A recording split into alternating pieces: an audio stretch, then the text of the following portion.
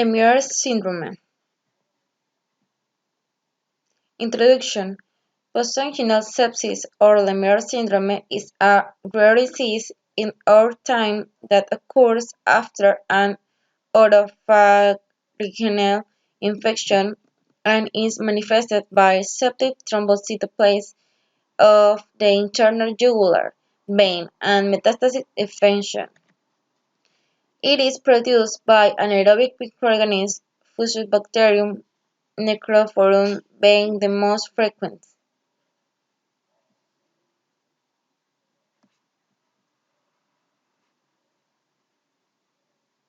For today's EMN5, I'd like to talk about Lemmierre syndrome. This can be a pretty tricky diagnosis with a high mortality, so it's something to keep on your differential to kind of rule out in your mind anytime someone comes in with a sore throat or any kind of complication from it. So let's start with a case to demonstrate a typical presentation.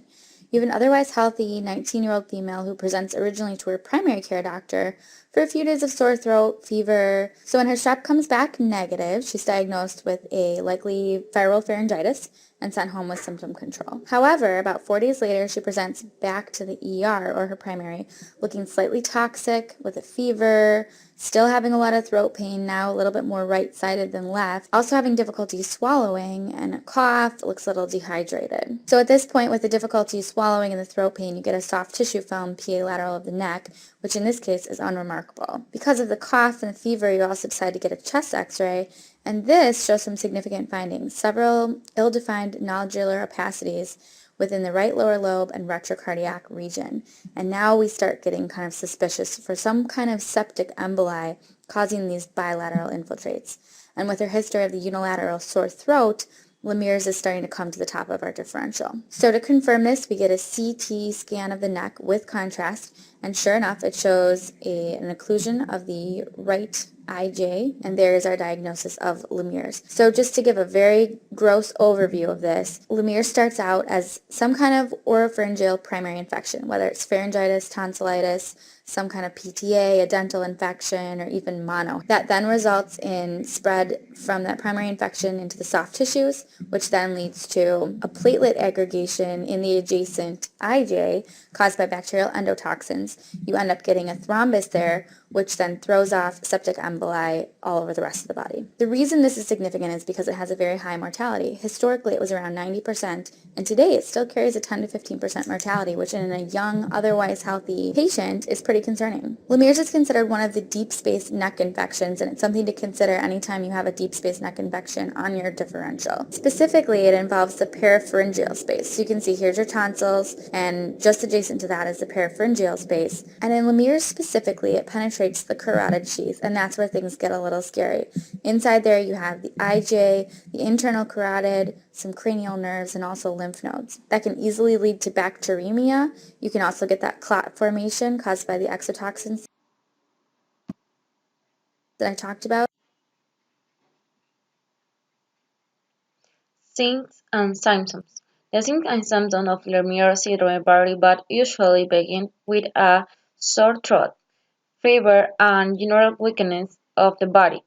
These are followed by extreme legendary fever with spikes, rigor, swollen cervical lymph nodules, and a sudden tender and painful neck. There is often abdominal pain, diarrhea, nausea, and vomit during the phase. These symptoms usually occur several days to 2 weeks after the initial symptom.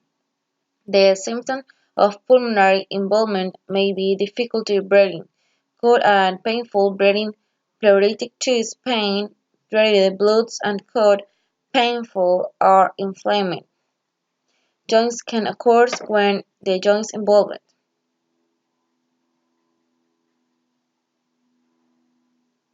Diagnostic and imaging and laboratory studies that most the other depend largely on person's history, signs and symptoms.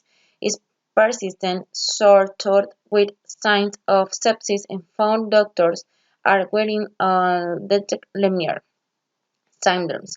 Laboratory investigation revealed signs of bacteremia infection with elevated C-reactive protein, every truth sedimentation rates with blood cells, especially neutrophils, platelets, or low height, liver, kidneys, function tests, and other abnormal. Internal jugular vein thrombosis can be shown with ultrasound.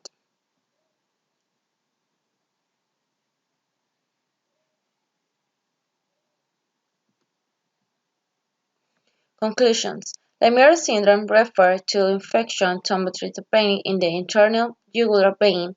It is most often developed as a complication of bacterial sore throat infection in young, otherwise healthy adults. Thrombocytopenia is a serious condition and can use additional septic complications such as bacteria in a blood or septic emboli.